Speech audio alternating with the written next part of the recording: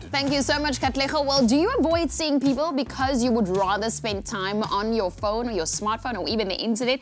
The question is, do you text while you drive, or even do you prefer digital communication over face-to-face communication?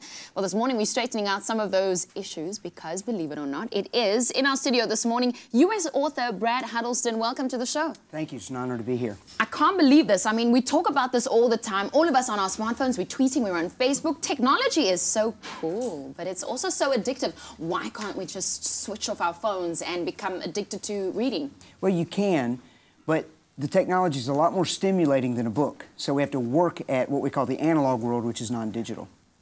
The stimulation is causing you to be drawn to it much more intensely. So you're saying digital is much more exciting than people? Well, it turns out that over time it becomes that way. Your brain will wire such that that will become the case. This is crazy. You've written a book, a very interesting title. I must say I've avoided it up until now. It's called Digital Cocaine.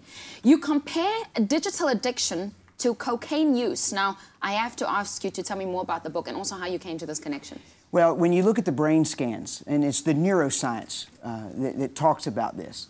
And so what I do is take people through a journey of the published literature in neuroscience on the digital cocaine effect. So when you look at the brain scans of people who get addicted to screens, more specifically the activities coming off of those screens, and you look at the brain scans of people who are addicted to cocaine, those scans are identical. It turns out that addiction is addiction. What are the general, I mean, we have to be concerned because you're talking about the effects here. What are the effects? I mean, is it different in men and women?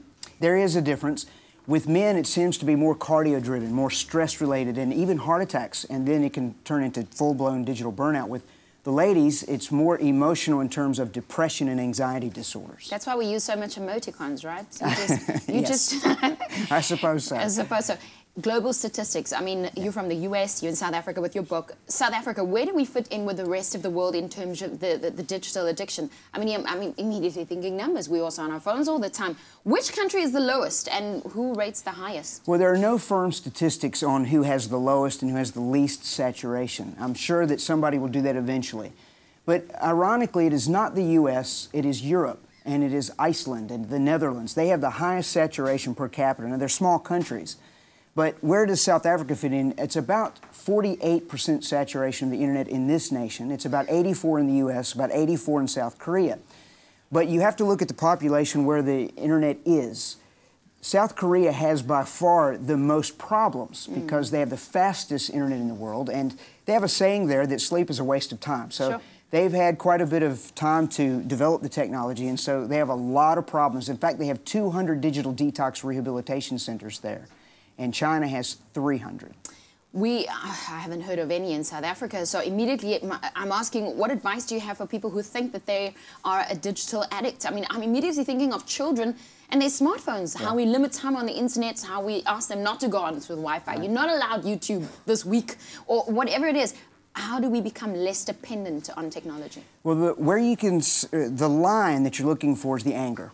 When you go to take it away, do they throw the fits? Do they, beg for it a lot? So there's your line. And so what you do is you keep backing it up until that goes away. And for some children, it will be, there's no time limit that they can have with it, and there will be some they can do a little bit. But the danger comes with age. The younger they are, the more fragile the brain, the more quickly they're going to get literally physically addicted. And so the anger and the emotions are what you want to look for, the negative ones.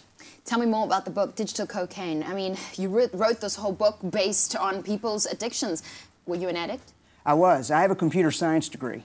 And so I was, if you were to see my desk, I mean, I have screens everywhere. And I thought, because I was not gaming, I was not looking at pornography, I was not doing all of those things, that I was pretty much immune. I was doing things, legitimate work.